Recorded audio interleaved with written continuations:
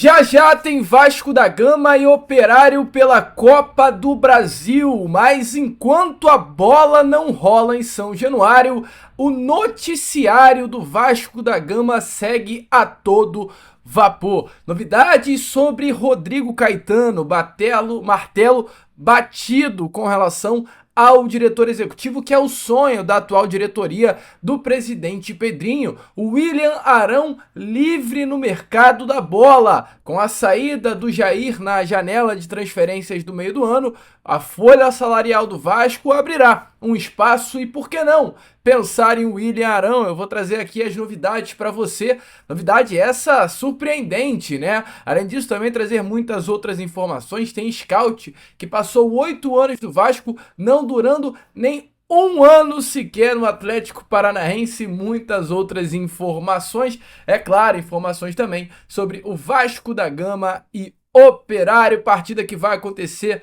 já já em São Januário. Mas antes de começar aqui, rapidinho, como sempre faço com você, quero dar as boas-vindas a todos que estão chegando aqui pela primeira vez. Para quem ainda não me conhece, vascaíno, muito prazer, eu sou o Lucas, você está no canal do Gigante Vasco e esse daqui é o canal do torcedor vascaíno. Eu tô aqui todos os dias, 3 vezes por dia, com a Acorda Vascão, saindo sempre às 7 horas da manhã em ponto. O Fala Gigante, o segundo vídeo do dia, saindo sempre pela parte da tarde. E o Boa Noite Gigante, terceiro e último vídeo do dia, saindo pela parte da noite. Então, conto muito aí com você, conto muito com o seu like, o seu joinha, o seu gostei, para ajudar no crescimento e na divulgação do nosso conteúdo e também a sua inscrição, né? Estamos aí por detalhes de chegar logo à marca dos 152 mil inscritos e eu conto com você para que a gente, o quanto antes, chegue a esse número tão importante. Show? Vambora então, sem muita enrolação, né? Falar logo de Vasco da Gama. Quero começar aqui primeiramente com vocês esse Fala Gigante, falando primeiramente sobre informações não relacionadas à partida sobre Vasco e Operário. Vou deixar para trazer todas as notícias sobre esse jogo importante já já no finalzinho do vídeo. Quero começar aqui primeiramente falando sobre essa informação que movimentou muito a torcida vascaína nessa tarde de hoje, né? Vitor Bastos, você lembra dele, torcedor vascaíno? Um head scout que o Vasco da Gama arranjou há 8 anos atrás, lá na gestão Eurico Miranda, que passou 8 anos no Vasco da Gama. Muitos torcedores sempre criticaram o Vitor Bastos por aqui, muitos torcedores sempre pediram a saída do Vitor Bastos por aqui, e eu me incluo nesses torcedores. Muitos deixaram sempre bem claro, né, que o Vasco tinha uma deficiência bem forte nessa parte do departamento de scout e, acima de tudo, as contratações que o Vasco da Gama fazia na era Vitor Bastos eram horrorosas, né? O Vasco, ele não surpreendia em absolutamente nada. Hoje a gente reclama, por exemplo, do Lloyd Augusto, reclama aí do Garré, do Maxime Domingues, mas, pô, o Vasco acertou no Nuno Moreira. E o Nuno Moreira foi um baita achado. Achado esse do departamento de scout que foi completamente reformulado. A gente não viu o Vasco acertar numa contratação como acertou com essa do Nuno Moreira durante a gestão de Vitor Bastos no Vasco. No ano passado, Vitor Bastos ele foi desligado, né, pela atual diretoria do Vasco da Gama. O técnico Maurício Barbieri ele passa no Vasco em 2023.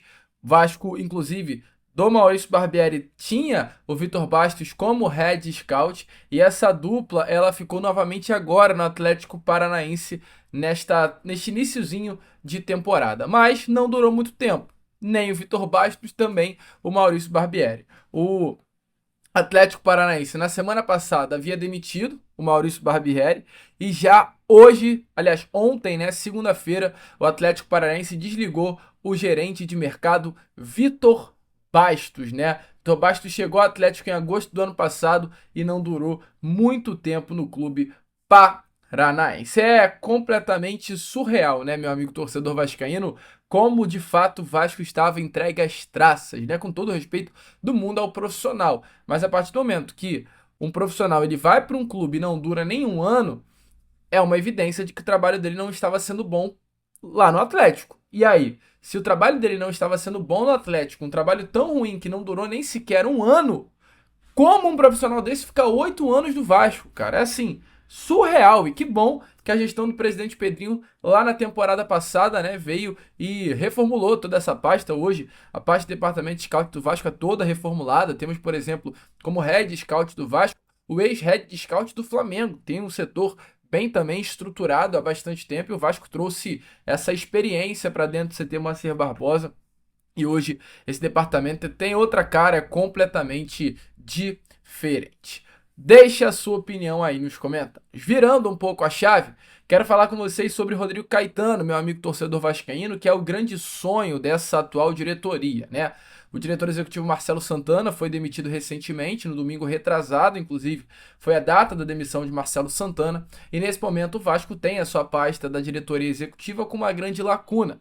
O sonho é o Rodrigo Caetano, além do Rodrigo Caetano, outros nomes, como Juninho Paulista, Juninho Pernambucano, já foram colocados aí por parte da atual diretoria como alvos, mas de fato o sonho é Rodrigo Caetano. Hoje, Rodrigo Caetano é o diretor de seleções da Confederação Brasileira do Futebol, a CBF, e diante de todo esse problema envolvendo a CBF, o Vasco viu uma possibilidade ainda maior de ter o Rodrigo Caetano dentro do Vasco, né? Porque o profissional que contratou o Rodrigo Caetano para ser esse diretor de seleções da CBF foi o ex-presidente Edinaldo Rodrigues. Então, com a demissão de Edinaldo Rodrigues internamente no Vasco da Gama, se esperou o seguinte, né? O Vasco tem a possibilidade de contratar o Rodrigo Caetano, há uma possibilidade de haver uma reformulação toda nessa parte do departamento de futebol da seleção brasileira. A expectativa até chegou a aumentar com relação à possibilidade de uma chegada de Rodrigo Caetano ao Vasco da Gama. O novo presidente já foi eleito, né? No caso, será o Samir Chaud, ex-presidente da Federação de Roraima. E recentemente, né, o presidente ele até falou sobre os próximos passos.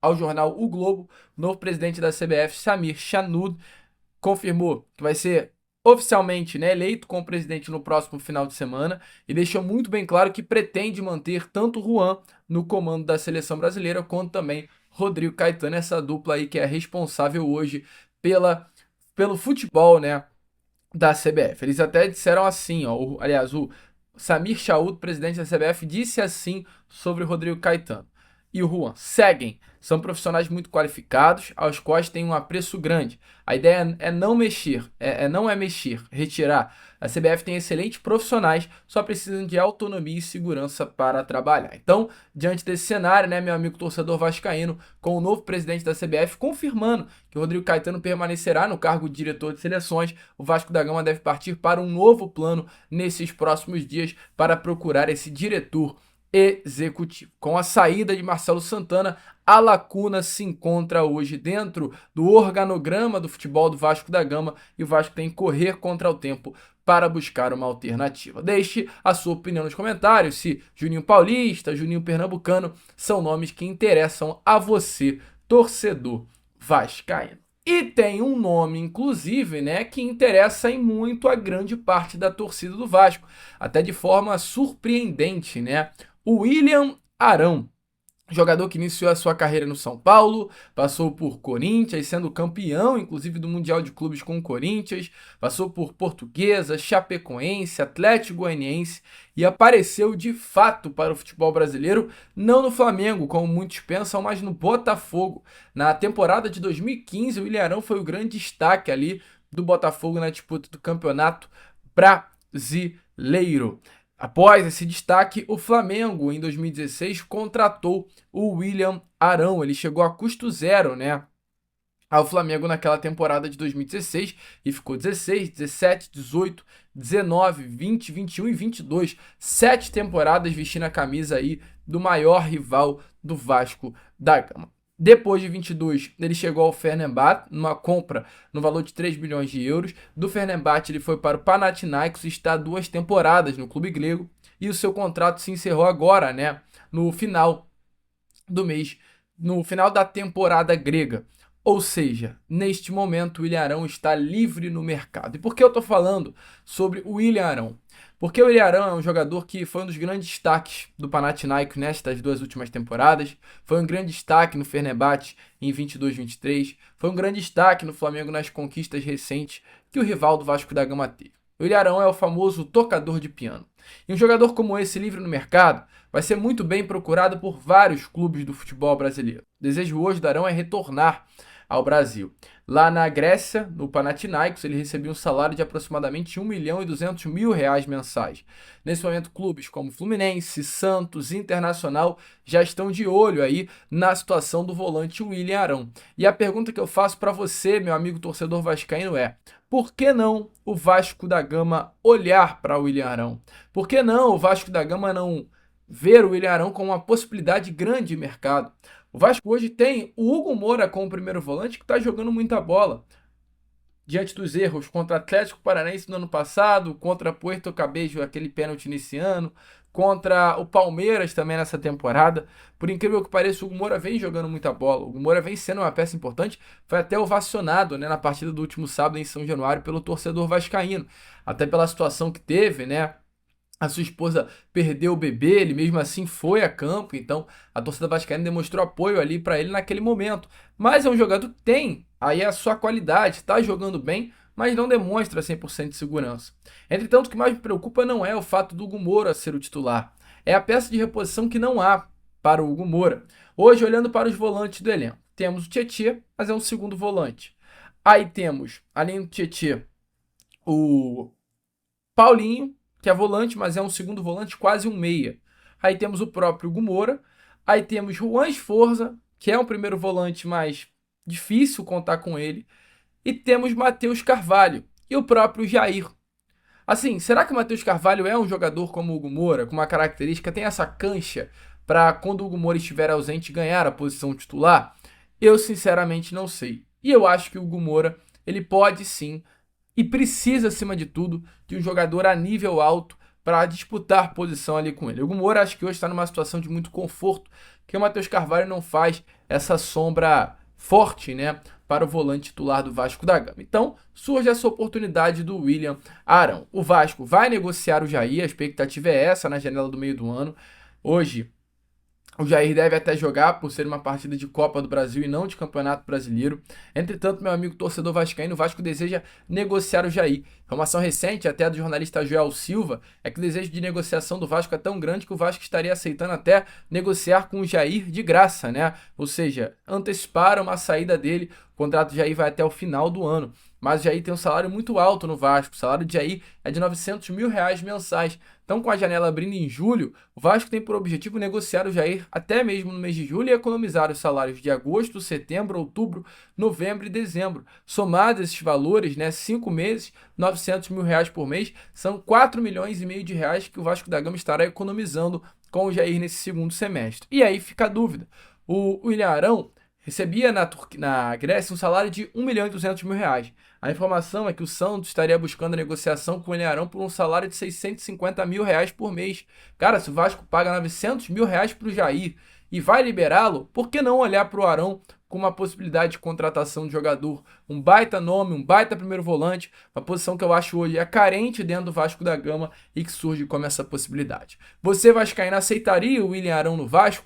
Deixe a sua opinião aí nos comentários. É um nome que está livre no mercado e com a possibilidade aberta de fechar com qualquer clube do futebol brasileiro.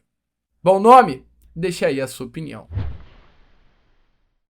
Bom, meu amigo torcedor vascaíno, vamos embora então, né, para o segundo bloco desse Fala Gigante, para falar com vocês, é claro, sobre Vasco da Gama e Operário de Ponta Grossa. Hoje o Vasco estará entrando em campo já já, às 19 horas, às 7 horas da noite, né? Contra o Operário pela terceira fase da Copa do Brasil. Jogo decisivo, um jogo importante para a equipe Cruz Maltina. O Vasco que empatou a primeira partida no placar de 1-1 lá em Ponta Grossa, ainda tendo Felipe Loureiro como técnico do Vasco. E o Vasco hoje conta com dois grandes fatores: Fernando Diniz e São Januário.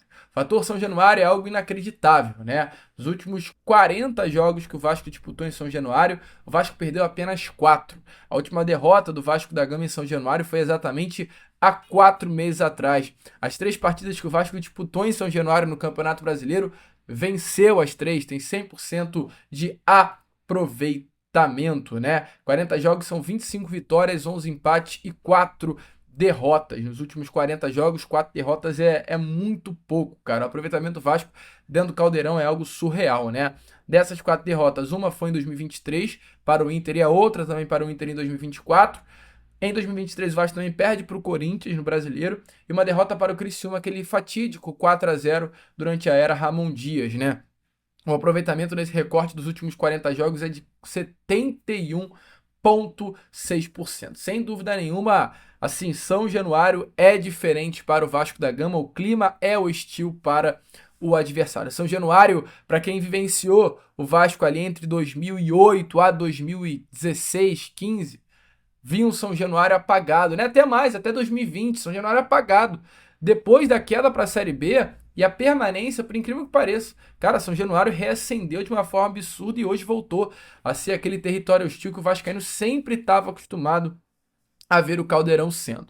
O Vasco hoje então enfrenta o Operário buscando uma vitória simples, pelo placar de 1-0. Após a boa partida contra a equipe do Fortaleza nesse último sábado, a expectativa é que o Fernando Diniz repita a mesma escalação, até porque não terá desfalques para esse jogo. O Vasco vai a campo muito provavelmente, né, com Léo Jardim no gol, Luiz Gustavo, João Vitor, Paulo Henrique Piton formando o quarteto defensivo, Hugo Moura, Jair e Coutinho no meio, e no ataque Nuno Moreira, Ryan e Pablo Verratti. Esse deve ser o time do Vasco, há uma pequena expectativa para que Dimitri Payet entre aí na lista de relacionados. Até o momento a lista de relacionados não saiu, e qualquer novidade, é claro, eu vou trazer a vocês lá na minha outra rede social, no caso, o Instagram. Então, meu amigo vascaíno, o Vasco deve ir a campo com essa escalação, né, para enfrentar o Operário de Ponta Grossa. Já o Operário tem uma equipe diferente para enfrentar hoje o Vasco da Gama, né? O Operário perde uma das suas principais peças, no caso, o capitão da equipe, Jaci. O jogador está fora, pois foi negociado com o Coritiba, ele que era um dos grandes destaques aí